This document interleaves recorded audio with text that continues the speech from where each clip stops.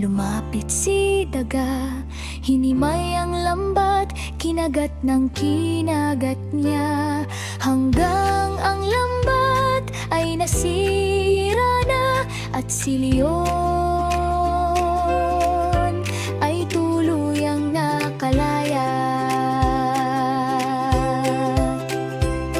Maliit ka man kaibigan, laki ng nagawa mo.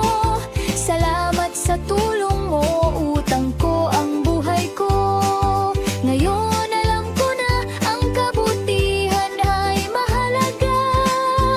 Ang pagtulong mo sa kapwa ay ibabalik nila.